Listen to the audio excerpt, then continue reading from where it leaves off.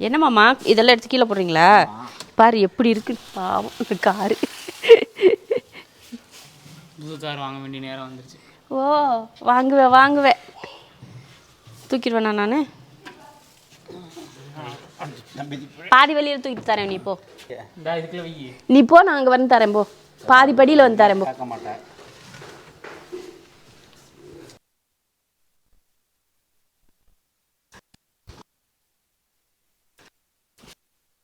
மறுபடியும் செடிங்கள்லாம் வாங்கிட்டு வந்திருக்கோம். நம்ம காய்கறி செடிகள்லாம் ஃபஸ்ட்டு வச்சாச்சு. அடுத்ததாக பார்த்திங்கன்னா இது வந்து நல்லா வீட்டுக்கு ஒரு அழகு கொடுக்கக்கூடிய ஒரு செடிங்க. இதெல்லாம் கொடி தான். இது பேர் என்னென்னமோ சொன்னாங்க, அந்த பேரெல்லாம் எனக்கு மறந்து போச்சு. இது கொடி படர்ந்து வருமா, அதனால் இந்த வளையலெல்லாம் நம்ம படர விட்டுடலாம் அப்படின்னு சொல்லிட்டு இது வாங்கினோம். அப்புறம் எலுமிச்சை, இந்த மாதிரி கொய்யா, சிகப்பு கலர் கொய்யா, இந்த மாதிரி வாங்கியிருக்கோம். இது என்ன டுடே டுமாரோ எஸ்டர்டேவா இந்த செடிக்கு பேர். இது வந்து வயலட் கலரில் வெள்ளை கலரில் இந்த மாதிரிலாம் பூ பூக்குது. அப்புறம் இது வந்து பார்த்திங்கன்னா இது ஏற்கனவே உங்களுக்கு நான் காட்டியிருக்கேன், கீழே இருந்துச்சு, அது இன்றைக்கி தான் எடுத்துகிட்டு வந்தேன். இதுவும் கொடி தான், பார்க்குறதுக்கு இது ஏதோ மரம் மாதிரி இருக்குல்ல, ஆனால் இது ஒரு கொடி தான். இதெல்லாம் கொடி தான். இது ஒரு மணி பிளான்ட், இது உங்களுக்கு ஏற்கனவே காட்டியிருக்கேன். இது வந்து சின்னது, நம்ம ஹேங்கிங் போடுறதுக்காக வாங்கின ஒரு செடி. அது ஒரு 4 வாங்கினேன். அப்புறமா வெத்தலை, அப்புறம் மூங்கில் செடி, இந்த மாதிரி நிறைய வாங்கியிருக்கோம். நீங்கள் வந்து இதுக்கு முன்னாடி நான் காட்டினப்பெல்லாம் இந்த செடியெல்லாம் இருந்திருக்காது. நான் இது வந்து இன்றைக்கி வாங்கிட்டு வந்தது. இதுக்கு முன்னாடி நான் திங்கக்கிழமை எடுத்த வீடியோவில் காய்ங்க இந்த இதில் இருக்குது, இன்னும் வளரலை அப்படின்னு சொல்லியிருந்தேன். இப்போ பாருங்கள் எல்லாம் வளர ஆரம்பிச்சிருச்சு. மணத்தக்காளி கீரை, இது பாவக்காய். பார்த்திங்கன்னா 4 விதை போட்டேன், 1 மட்டும்தான் வளர்ந்துருக்கு. இது வந்து கொத்தவரங்காய், இது வெண்டைக்காய், இது என்னது, இது சொரக்காயா பீர்க்கங்காயான்னு தெரில, 2 ஒரே மாதிரி இருக்குது. இது சொரக்காய், இது வந்து பீர்க்காய், அது வந்து அவரை. அப்புறம் இதெல்லாம் விட்டுட்டு நான் வந்து செடியாகவும் நட்டு வச்சுருக்கேன். கத்திரிக்காய் 2 கத்திரிக்காய், இது ரெண்டு இதில் கத்திரிக்காய். இதில் வந்து தக்காளி வந்து ஒரு 3 தொட்டியில் தக்காளி நட்டு வச்சுருக்கேன். இதுலலாம் பார்த்திங்கன்னா அந்த எலுமிச்சை கொய்யா இதெல்லாம் அந்த இதுலேயும் வைக்கலான்னு. மண் வந்து கம்மியாயிடுச்சு, இது மண் நிறச்சிட்டு அதுக்கப்புறம் இதெல்லாம் போடணும். அப்புறம் இதெல்லாம் பார்த்திங்கன்னா இதெல்லாம் கொஞ்சம் நிழலில் வளர்க்கக்கூடிய ஒரு செடிங்க இதெல்லாம். இது பாருங்கள் கரிசலாங்கண்ணி, வெள்ளை கரிசலாங்கண்ணி வந்து எனக்கு கடையில் கிடச்சிது நர்சரியில். சரி வாங்கிட்டு வந்து நட்டு வைக்கலான்னு சொல்லிட்டு அதையும் நட்டு வச்சுருக்கேன். அப்புறம் இன்னும் நட வேண்டியது கொஞ்சம் இருக்குது. அப்புறம் செம்பருத்திக்கு தொட்டி இல்லை, அதுக்காக தான் போய் இன்றைக்கி தொட்டியெல்லாம் வாங்கிட்டு அதுக்கு தேவையான கொஞ்சம் செடியும் எக்ஸ்ட்ரா கொஞ்சம் செடியும் வேணும்னு சொல்லிட்டு வாங்கிட்டு வந்தோம். அப்படி மிளகாயில் நட்டு வச்சு 3 நாள் தான் ஆச்சு, நல்லா பூ பூக்க ஆரம்பிக்குது. இங்கே வருங்க, நல்லா பூ வர போகுது, தெரியுதா? சின்ன செடியிலே பூ வர ஆரம்பிக்குது. அப்புறமா இந்த 2 சவுக்கு, அப்புறம் இது ஒரு காகிதப்பூ. வாழை மரம் பார்த்திங்களா என்னன்னு தெரியலையே. அப்புறம் 2 இங்கே வந்து 2 வாழை வந்து ஒத்தையாக வைக்கக்கூடாதுன்னு சொல்லிட்டாங்க. சரி 2ஆக வைக்கலான்னு சொல்லிவிட்டு 2 தொட்டியில் வாழை வச்சுருக்கேன். வாழை வந்து எதுக்காகனா நம்ம இலைக்கு யூஸ் பண்ணணும் அப்படின்றதுக்காக தான் எனக்கு வாழை. இது காய் தள்ளுமா என்னன்னு தெரியல, ஆனாலும் இது வந்து ஒரு நம்ம இலைக்காகவாவது யூஸ் பண்ணலாம் அப்படின்னு சொல்லிட்டு வச்சுருக்கேன். இது வந்து மேலாப்பில் இருந்தது சும்மா மண், வெறுமண், எதுவும் கலக்காத மண். அதுக்கப்புறம் நிறைய இதுவெல்லாம் வச்சுருக்கேன். இந்த கத்தரிக்காய், துளசி, கற்பூரவள்ளி வந்து இனியும் கொஞ்சம் எடுக்கணும். சிவாங்க வீட்டில் இருக்குது கற்பூரவள்ளி, அது கொஞ்சம் உடச்சிட்டு வந்து அது ஒரு இதில் வைக்கணும். இந்த மாதிரி அப்புறம் தூதுவளை விதை இருக்குது, அதையும் போட்டு விடணும். இந்த மாதிரிலாம் கொஞ்சம் இந்த இருமல் கொஞ்சம் மூலிகை பொருட்களும் சேர்த்து போடலாம் அப்படின்னு சொல்லிட்டு மல்லிகையிலையும் பார்த்திங்கன்னா நட்டு வச்சு கொஞ்சம் மொட்டு வந்திருக்கு. காலையில் அந்த இலையெல்லாம் உருவி விட்டேன், ஓரளவுக்கு கீழே இருக்கிறதெல்லாம். இந்த மாதிரி இலையெல்லாம் உருவி விட்டோம்னா புதுசாக வந்து தலையும், அதனால் அந்த மாதிரி இலையை உருவிட்டேன். கீரை திங்கக்கிழமை உங்களுக்கு காட்டுறப்போ கொஞ்சமாக இருந்துச்சு, இன்றைக்கி பாருங்கள் ஓரளவுக்கு மேலே வந்திருக்கு. நம்ம ஜாதி பூலையும் கூட பார்த்திங்கன்னா சூப்பராக மொட்டு விட்டுருக்குது, 2 மொட்டு விட்டுருக்குது. அவ்வளோதான். இதெல்லாம் இங்கே வைக்கிறதுக்கு கிடையாது, இங்கே கீழே வந்து கொஞ்சம் இடம் இருக்குது. இந்த இடம் இருக்குது பார்த்திங்களா, இந்த இடத்துல வைக்கிறதுக்காக தான். அந்த ரோஜா செடியுமே அங்கே இருக்காது, இங்கே தான் கொண்டு வந்து வச்சுருவேன். நல்ல வெயிலில் இருந்தால் நல்லாயிருக்கும் அப்படிங்கிற செடியெல்லாம் நான் இங்கே கொண்டு வந்து வச்சுருவேன். வெயில் வந்து கம்மியாக இருக்கணும் அப்படின்னா இந்த செட்டுக்குள்ளே வச்சிடலாம் அப்படின்ற மாதிரி தான் பிளானு. காகிதப்பூ, இந்த மாதிரி துளசி இதெல்லாம் வெயிலில் இருந்தால் எதுவும் ஆகாது. செம்பருத்தி இதெல்லாம் பிரச்சனை இல்லை, அதனால் அதெல்லாம் தூக்கிட்டு நம்ம வந்து இங்கே வச்சுட்டு நல்லா அரேஞ்ச் பண்ணலாம். இது இப்படி இருக்குது. இப்பப்போ வந்து செடி வந்து அங்கங்கே வாங்கிட்டு வந்து அப்பப்போ வச்சுக்கிட்டு இருக்கோமா. ஷாஷா பார்க்குறது பாரு என்னம்மா சொல்கிற அப்படின்னு கேட்குது. ஓடிட்டாலாமா. சரி விளக்க மாற்று குச்சி, புறா ஏன் பிடிங்கடா, அந்த பிள்ளைய பிடிங்கடா. ஏய் விளையாடுறேங்கன்ட்டு ஓட்டத்தை பாரு. பாப்பா ஷாஷா குட்டி, மயிலே, என் தங்க மயிலே என்ன பண்ணுது? தேவையா? சாஷா இங்கே பாரு. அதுக்குள்ளேயும் டயர்ட் ஆயிடுச்சாடி?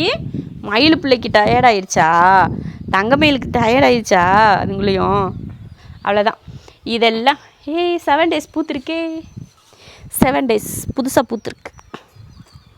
ரோஜா செடி வந்து இப்போ தான் ஒன்று சில செடிகளை வந்து இப்போ தான் துளிர் விடுது. இன்னும் கொஞ்சம் எல்லா செடியிலையும் வந்துச்சுன்னா தான் நம்ம வச்சதுக்கு ஒரு பலன் கிடைக்கும். செடி கொஞ்சம் வந்து துளிர் விட ஆரம்பிச்சிருச்சு புதுசாக அப்படின்னு. இப்போதைக்கு ஒரு சில செடிகள் மட்டும்தான் துளிர் விட்டுருக்கு. இதெல்லாம் வெட்டி விட்டுறணும். சிசர் எடுத்துகிட்டு வந்து வெட்டிக்கலாம். இது பாருங்கள், இந்த தொட்டியோட விலை என்னென்னு தெரியுமா? 25 ரூபா. இந்த தொட்டி வந்து 25 ரூபா. இந்த பெரிய சிமெண்ட் தொட்டி வந்து 100 ரூபா. அப்புறம் அதுலேயே சின்ன சிமெண்ட் தொட்டி வந்து 80 ரூபா. அப்போ இந்த கருப்பு கலர் இருக்குது பார்த்தீங்களா, இந்த தொட்டி வந்து 45 ரூபா. இந்த ரோஜா செடி வச்சுருக்கேன் பாருங்கள், அது வந்து 80 ரூபா. எப்படி என்னை ஏமாற்றிருக்காங்க பார்த்துக்கோங்க. 45 ரூபா எங்கே இருக்குது, 80 ரூபா எங்கே இருக்குது? அதுக்கு இதுக்கு என்ன வித்தியாசம்? ஒரு வித்தியாசம் கிடையாது. அப்படி பார்த்தாலும் அது கொஞ்சம் சின்னதாக இருக்கிற மாதிரி தான் தோணுது எனக்கு. கடைக்கு ஒவ்வொரு இடத்துலையும் ஒவ்வொரு ரேட்டு விற்கிறாங்க. செடி தொட்டியெல்லாம் வாங்கிட்டு வந்தேன். இதெல்லாம் நான் எங்கே போய் வாங்கினேன்னா ஆனைக்கட்டியில் போய் வாங்கிட்டு வந்தேன். இந்த தொட்டிங்களெல்லாம் அங்கே போய் செடி பார்க்குறதுக்கு போனோம். சரி நல்லா இருக்குதுன்னு சொல்லிட்டு தொட்டியும் சேர்த்தே வாங்கிடலாம்னு சொல்லிட்டு எல்லாம் வாங்கிட்டு வந்தாச்சு. இப்போ தான் வீட்டுக்கு வந்தோம். அதுக்கப்புறமா சரி உங்களுக்கு இதெல்லாம் காட்டலாமே அப்படின்னு சொல்லிட்டு அப்படியே மேலே வந்தோம். இந்த சாஷா வந்து கொசு பறக்குது. அந்த கொசுவை போய் பிடிக்கிறான். என் பாப்பாவை நான் இன்னைக்கு தூக்கவே இல்லைம்மா இன்னைக்கு. சரி இங்கே பாரு ஃபோட்டோ பாரு, அங்கே பாரு. ஏய் தங்க மயிலடி, நீ என் தங்க மயிலடி. கொஞ்சாதடி. இங்கே பாரு சாஷா, நீ அம்மாவோட அறிவு பொண்ணு தானே? இங்கே பாரு, பொண்ணு இல்லை, நீ அறிவுப்பில்லை தானே? அம்மாவோட அறிவுப்பில்லை தானே? தங்க மயில் தானே? ஆமாம் தானே?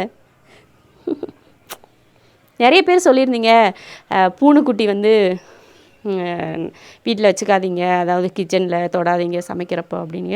ஆனால் சமைக்கிறப்பெல்லாம் சாஷா வந்து எங்கள் பக்கத்தில் வந்து தொட்டுட்டுலாம் சமைக்க மாட்டோம்.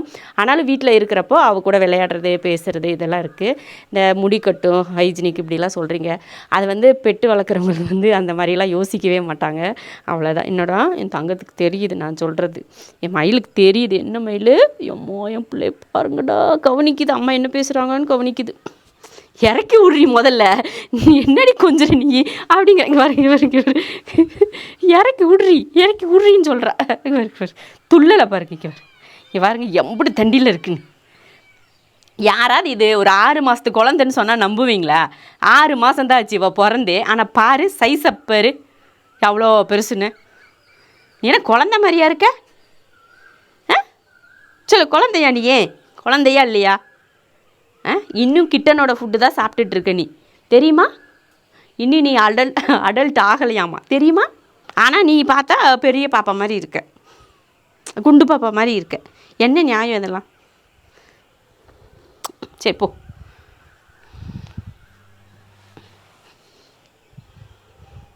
சாஷாவோட மைண்ட் வாஷ், எங்கள் அம்மாக்காரி கொஞ்சுறன்ற பேர் என்னை கொடுமைப்படுத்துகிறாடா அப்படின்னு சொல்லி அது மனசுக்குள்ளே நினைக்கிறேன். சாஷா அப்படி நினச்சி தானே பாப்பு நினச்சியா? நம்ம இன்றைக்கி முட்டை பரோட்டா செய்ய போகிறோம். நம்ம வீட்டில் பழைய பரோட்டா இருக்குது. அதை வந்து நான் இங்கே பாருங்கள் இந்த மாதிரி பிச்சு எடுத்து வச்சுருக்கேன். அதில் தான் இப்போ முட்டை பரோட்டா பண்ண போகிறேன். சாயங்கால நேரத்தில் பசங்களுக்கு சாப்பிட்றதுக்கு ஏதாவது பசிக்குன்னு சொன்னாங்க, நான் சொல்கிறப்போ இதை செய்யலான்னு சொல்லிட்டு வச்சுருந்தேன். சரி, அதை இப்போது தாளித்து கொடுத்துர்லாம். ரொம்ப ஹோட்டல் மாதிரியெல்லாம் இருக்காது, ஆனால் டேஸ்ட் வேறு லெவலில் இருக்கும். நம்ம ஹோட்டல்ல எல்லாம் குழம்புங்கள் எல்லாம் ஊற்றி செஞ்சு கொடுப்பாங்களே அந்த மாதிரிலாம் இல்லாமல் கொஞ்சம் சிம்பிளாக பசங்களுக்கு பிடிச்ச மாதிரி நான் செய்ய போகிறேன். வெங்காயம் ரொம்ப பெருசாக இருக்குது. சரி, இன்னும் கொஞ்சம் பொடியாக வெட்டலான்னு சொல்லிட்டு வெட்டிகிட்ருக்கேன். கொத்து பரோட்டா போடுறேன். சரி, கொத்து வெங்காயம், தக்காளியும் பாருங்கள். ஒரு தக்காளி சின்னதாக இருக்கனால ஒரு 2 எடுத்திருக்கேன். பெருசாக இருந்தால் 1 எடுத்துக்கோங்க போதும். நல்லா குட்டியாக இதையுமே வெட்டி எடுத்துடலாம். தக்காளி, பச்சை மிளகாய், வெங்காயம், அப்புறமா இதில் கொஞ்சம் கருவேப்பிலை போட்டுருவோம். எல்லாம் ரெடி. முட்டை வந்து கடைசியில் உடச்சி ஊற்றிக்கலாம். எண்ணெய் ஊற்றிடுவோம். எண்ணெய் காஞ்சதுமே 2 பெரிய வெங்காயம் வெட்டியிருக்கேன், அதை சேர்த்துடலாம். அடுத்து பச்சை மிளகாய்,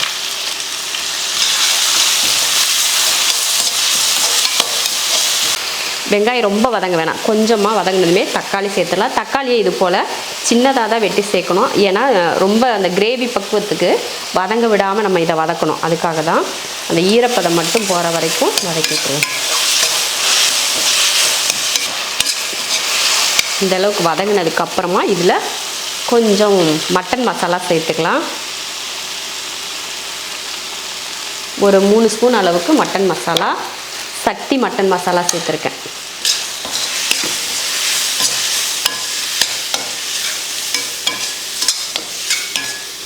அடுத்து முட்டை உடைச்சி ஊற்றிடுவோம். 3 பரோட்டா உடச்சி வச்சுருக்கேன். நான் முட்டை வந்து ஒரு 4 முட்டை சேர்த்துக்கிறேன். முட்டை கொஞ்சம் நல்லா நிறைய இருந்தால் தான் நல்லாயிருக்கும். தேவையான உப்பை சேர்த்துட்டு நல்லா கலந்து விட்டுருவோம்.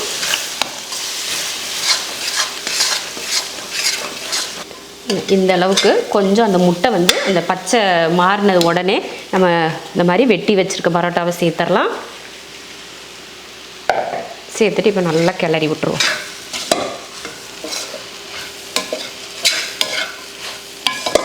நல்லா சூடு பண்ணணும். அடுப்பை சிம்மில் வச்சுட்டு நல்லா கிளறி விட்டுறலாம். பரோட்டா போட்டு இந்த மாதிரி நல்லா சூடானதுக்கப்புறம் எடுத்து பார்த்தா அது ரொம்ப சாஃப்டாக இருக்கும். அந்த பரோட்டா எவ்வளோ கடிசாக இருந்திருந்தாலும் சரி, இந்த மாதிரி நம்ம முட்டையில் போட்டு இந்த மாதிரி சூடு பண்ணுறப்போ சாஃப்டாக ஆயிரும். நீங்கள் இதில் குழம்பு எதுவுமே ஊற்றி சாப்பிட தேவையில்லை. இந்த மாதிரி முட்டை பரோட்டா வீட்டில் பசங்களுக்கு செஞ்சு கொடுங்க, சூப்பராக சாப்பிடுவாங்க. பாருங்கள், அவ்வளோதான். இதுக்கு மேலே மல்லித்தலை தூணும், ஆனால் மல்லித்தலை வீட்டில் இல்லை. அதனால் கொஞ்சம் அட்ஜஸ்ட் பண்ணிவிட்டு நம்ம இதை சாப்பிடுவோம். அடுப்பு ஆஃப் பண்ணிடலாம். சூப்பரான ஒரு முட்டை பரோட்டா ரெடி.